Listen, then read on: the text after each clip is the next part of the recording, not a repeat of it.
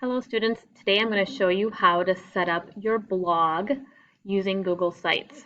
Some of you may have done this for other classes, but if not, you'll just open up a tab on your computer so that you have access to your Google tiles.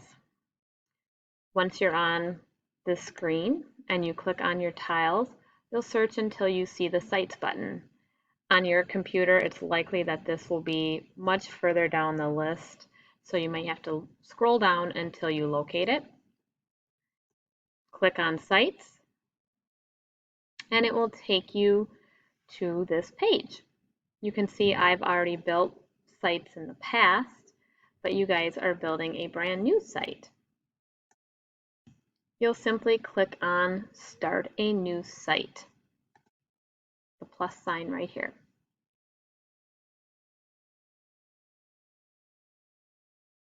This will take you to your new blog page. That will be a website for your blogs this quarter. You'll want to title it with your name, first and last, so I can always find you. And then whatever your topic is of your blog. So let's say I'm choosing to write a travel blog. You might choose to write a sports blog or just a particular sport. It might be on a hobby or pastime that you have. I've had students do everything from snowmobiling to fishing to recipes like a cooking blog. You know, really the choices are unlimited about what you choose to blog about. It could be a family blog, it could be a holiday blog. So choose something that you're actually interested in writing about. Other people choose not so much personal interests, but personal beliefs, something that they're very passionate about, something that they think needs to be, changed or brought to the forefront. So think about what you could write multiple blogs about, because the goal is to have a blog that kind of follows a similar topic, even though each of your blogs will deal with the topic in a different way. So you'll put your name there and your site name, you'll click here. It will also appear right here. And then this is where it can be fun. So you can start off by making this blog number 1, and you can name it whatever relates to what you're writing about for the first blog. You can change the image that you see here. Like, let's say I'm going to do a travel blog, so I might want to go and pull a picture onto my desktop and choose that and then have it appear in the background of my blog. You'll see that some pictures will look nicer than others, so if you're not happy with one, feel free to go in and find another. When you scroll down, getting anything on your blog is really easy. You simply double click and this nice circle will come up.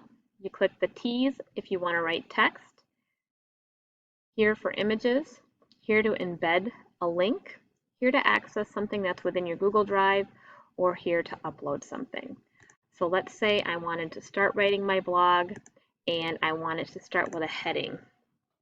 And I want my heading to be larger than the rest. And then I would start writing all about traveling, right? And I might then, after I do this, I might say, you know what, I'm going to have lots and lots of information typed here. I'm going to write a lot of information that is required for the assignment. And each blog has specific requirements that you're going to want to look at on Schoology. But after you have your information typed, you're also going to need to add several other required components. So you'll look at the required components. For one, maybe I want to add a photograph over here, so I'm going to click here, I'm going to hit images. Again, this would be an image that I'm dragging to my desktop or putting in my download folder, and then I could embed that image in this location. So you just click on image. If it's on your desktop, you'll click on the photo, it will dump it in here. You can pull it anywhere you want. You can click underneath it and add a caption.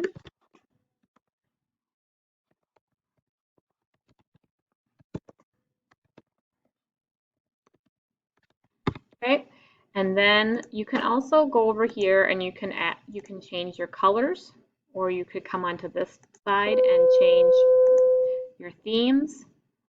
You could have it look a variety of different ways. This is just ways that you can scan through and decide which color, which font, style makes you the happiest. Okay, when you want to add additional content, you can just continue to do so down here. Again, if you want a heading or a title at the top, you can do this. Another option is over here in the insert, you can use some of these page layouts. So if you wanted to have 3 photos in a row that you were going to have text underneath, I could have my 3 favorite places listed here and an image above each of them with information below them. When you get all done, this does not save automatically. You need to hit publish. When you hit the publish button, it'll give your page a name, and then you'll hit publish. The next time you write a blog, you simply need to add a page. So you go to pages. This one here is listed as your home page. If you want to rename it, you can typically do that for any other page other than your home page. But you could have a new page be blog 2. And after you do that, it populates over here and it brings you to your next blog that you can add information to. The one other thing I'll show you is you'll have to probably add some links. So to add a link, you'll highlight information, you'll hit the link button at the top, and you'll drop whatever the link is into this spot, and then it will underline the information within your text.